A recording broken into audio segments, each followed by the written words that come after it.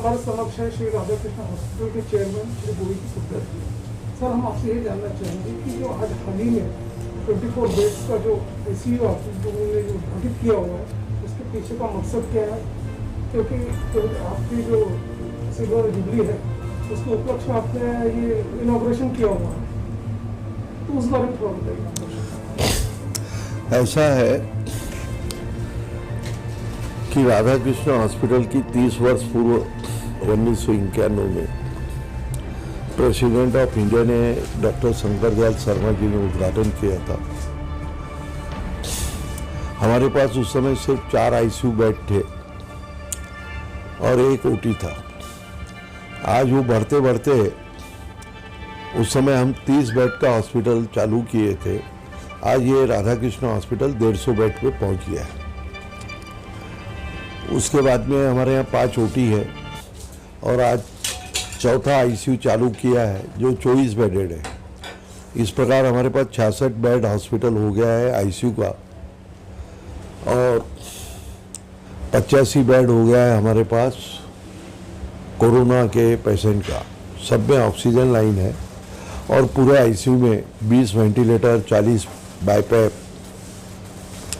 18 या 20 वेंटिलेटर है जो कि सबसे मुख्य मशीन होती है। उसके बाद में ऑक्सीजन प्रेशर मशीन 3 है। बाईपैप जो जिसको मिनी वेंटिलेटर बोलते हैं वो लगभग 40 है और सभी बेड पे ICU मॉनिटर है, ICU इंजेक्शन पंप्स है और बहुत सारी मशीन होती है। डिफिब्रिलेटर होता है जो हार्ट फेल हो जाता है जब काम आता है। उसके बाद में 5 OT है लेटेस्ट। तो 30 पर्ल जयंती यानी 30वें साल को पर्ल जुबली बोलते हैं। इसमें हमने आने वाले इस साल में हमारा टारगेट है कैथ लैब चालू करने का। उसके बाद में MRI मशीन और किडनी और लीवर ट्रांसफ़र, इसके लिए 2 OT हम बना रहे हैं और अभी पोस्ट केयर में पर्वोलॉजिस्ट डिपार्टमेंट खोल रहे हैं। उसमें 50 लाख की मशीनें आएंगी।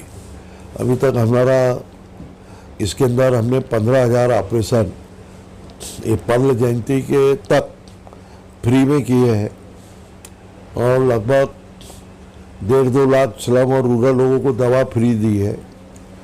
दवा के साथ में इलाज फ्री, टेस्ट फ्री दिया है और कोरोना पीरियड में लगभग हमने 1.5 करोड़ का डिस्काउंट दिया है 50% और पर्ल जुबली के अंतर्गत 25% सिटी की स्कैन में गवर्नमेंट के रेट से डिस्काउंट दे रहे हैं।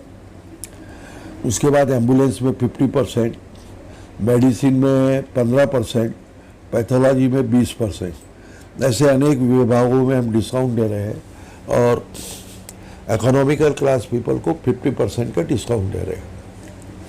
यह राधाकृष्ण हॉस्पिटल की पॉलिसी के अंतर्गत काम कर रहे हैं। आज 150 बेड राधाकृष्ण हॉस्पिटल में है, 50 बेड है राधाकृष्ण मंदिर में।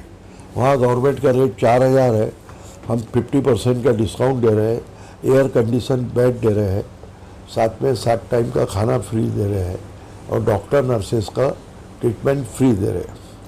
उसके बावजूद राधाकृष्ण हॉस्पिटल में 8 टाइम का खाना फ्री है, यानी इम्यूनिटी बनी रहे।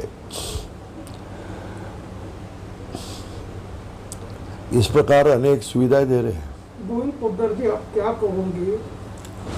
कहोगे कि जो आपका जो कोविड हॉस्पिटल है इसको भारी प्रतिसाद लोगों की तरफ से मिल रहा है, अनेक उपलब्धियां अपने हॉस्पिटल के नाम से।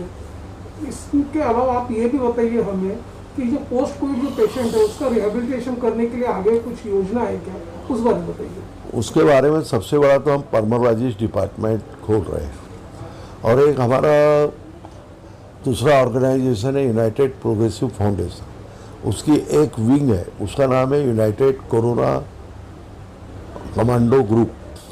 वो अभी इंडिया लेवल पे बहुत काम कर रहा है। सबसे बड़ा हॉस्पिटलों के जो बोगस बिल बने हैं उसके लिए फाइट कर रहा है। RT-PCR में हमने 20,000 करोड़ रुपया भारत की जनता का बचाया है। जो 2200 रुपये का चार्ज था वो आज 500 रुपये पे आ गया। उसके पूरे डॉक्यूमेंट के संकलन करता मैं खुद था। मेरे document with sign Supreme Court में सबमिट हुए और हमारे उस विंग के प्रेसिडेंट है एडवोकेट अजय अग्रवाल, जिन्होंने आज तक 50 पिटीशन जनहित में डाली है, तो उन्होंने ये RT-PCR की डाली थी। उसी प्रकार जो रेमडेसिविर इंजेक्शन हमको 750 में मिलता था, आज फिर 3000 में मिल रहा है। तो ये पूरा गेम जो चल रहा है ये कंपनी वाले चल रहे हैं। इसके अगेंस्ट में भी हमारा टारगेट है कि 4 दिन के अंदर हम सुप्रीम कोर्ट में पिटीशन डालेंगे। और जब RT-PCR के पिटीशन डाले थे तो ऑल इंडिया जैसे इतना कवरेज हिंदुस्तान टाइम्स है, टाइम्स ऑफ इंडिया है, हिंदू है, इकोनॉमिक टाइम्स है, और जितने नेशनल चैनल है, आज तक है, ABP है, NDTV है, सबने कवरेज किया।